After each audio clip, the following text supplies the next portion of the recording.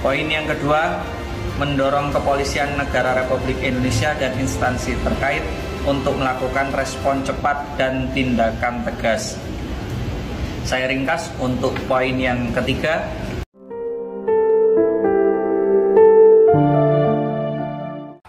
Yang waras tidak boleh mengalah terhadap mereka para pencoleng agama yang menjadikan agama sebagai alat politik.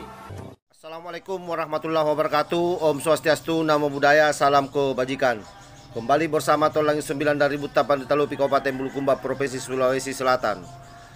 Sahabat-sahabat semuanya dimanapun juga berada, saya kira rumor soal pelaporan Kiai Imad ke polisi di Yogyakarta ini memang betul-betul terjadi, karena kemudian sudah ada video yang beredar di mana dalam video tersebut yang terunggah di TikTok itu memberikan pernyataan beberapa poin kenapa mereka melakukan semacam pelaporan terhadap Kiai Imad. Intinya Kiai Imad dianggap sebagai provokator yang memicu terjadinya kekisruhan di mata umat, katanya itu menurut mereka ya. Lebih jauh kita dengar dulu seperti apa pernyataan dari lembaga yang melaporkan Kiai Imad. Nanti sebentar kita akan coba melihat dari sudut perspektif kita. Sehubungan dengan adanya polemik yang muncul terkait pembahasan nasab habaib yang dihembuskan oleh Imaduddin Usman baik dalam bentuk tulisan dan lisan, maka kami selaku pengurus pusat Majelis Muhyi Nufus menyatakan sikap sebagai berikut.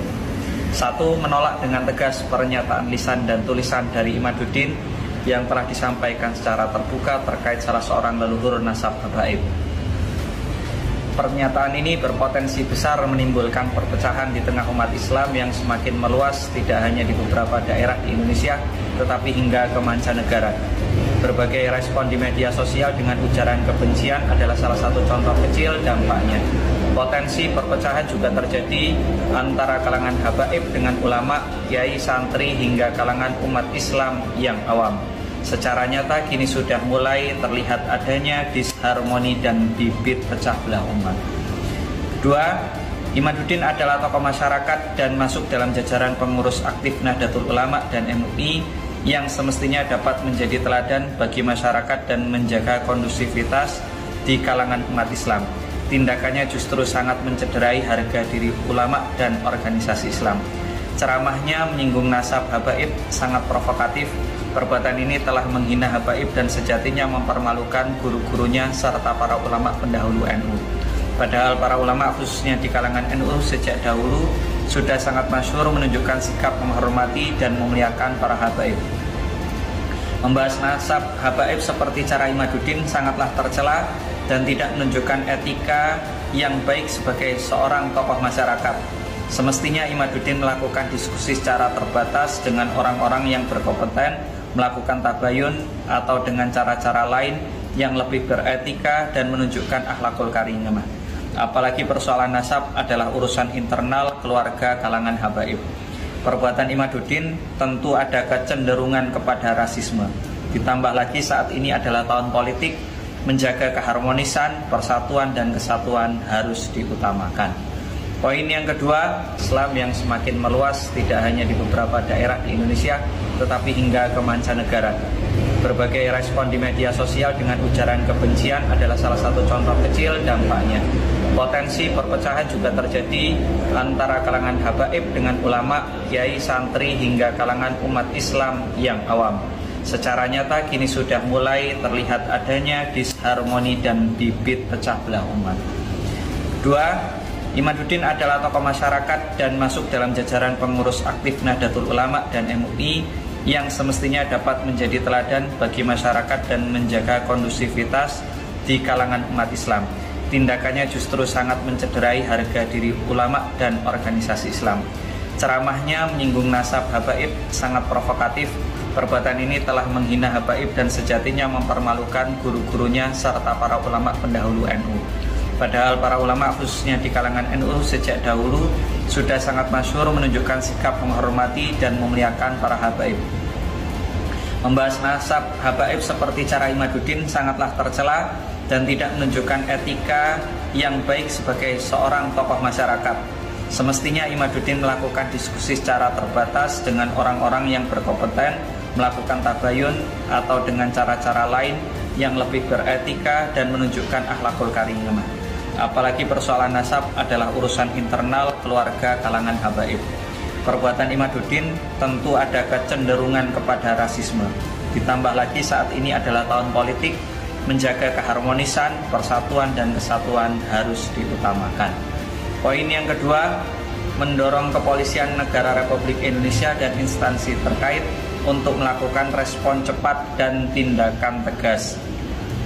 Saya ringkas untuk poin yang ketiga, menghimbau dan mengajak kepada segenap organisasi Islam, pondok pesantren, majelis-majelis atau semacamnya, serta tokoh masyarakat dan seluruh umat Islam untuk senantiasa maju melangkah bersama, bersinergi dan menjaga kondusivitas persaudaraan agar tidak mudah terprovokasi, apalagi mengikuti sesuatu yang mengarah kepada gejolak perpecahan, rasisme, sentimen pribadi, atau bibit kebencian. Serahkan kepada lembaga dan orang-orang yang memiliki kewenangan dan bersikaplah sesuai kapasitas kita dengan tujuan kemaslahatan bersama. Demikian pernyataan ini dari pengurus pusat Majelis Muhyi Nufus. Semata-mata sikap organisasi ini adalah upaya mencintai baginda Nabi Muhammad SAW dan pewaris serta turunannya di seluruh dunia. Assalamualaikum warahmatullahi wabarakatuh. Saya kira yang disampaikan oleh orang yang memberikan pelaporan atau lembaga yang melapor Kiai Imad itu adalah merupakan hak prerogatif dari orang-orang yang memberikan penilaian bahwa Kiai Imad adalah orang yang justru memicu adanya kekisruhan di masyarakat, terutama katanya di masyarakat awam. Padahal kalau kita menilai bahwa apa yang disampaikan Kiai Imad sesungguhnya itu adalah keilmuan yang harusnya sebagaimana yang ditugaskan oleh beberapa konten kreator yang lain, bahwa ini mesti dijawab secara keilmuan juga.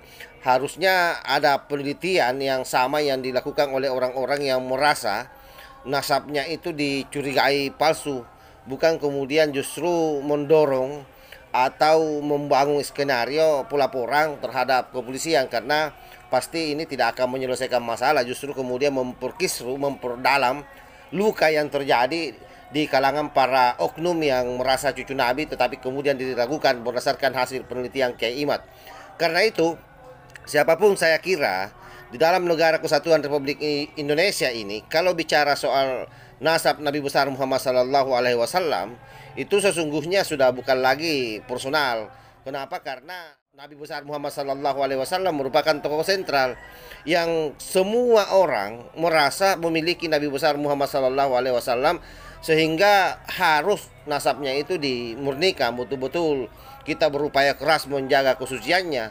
Jadi yang dilakukan Kiai Imad pada prinsipnya, kalau menurut perspektif saya, adalah bagaimana memurnikan nasab Rasulullah SAW supaya tidak dijadikan oleh orang sebagai tameng untuk melakukan tipu daya di masyarakat, karena itu bisa saja terjadi.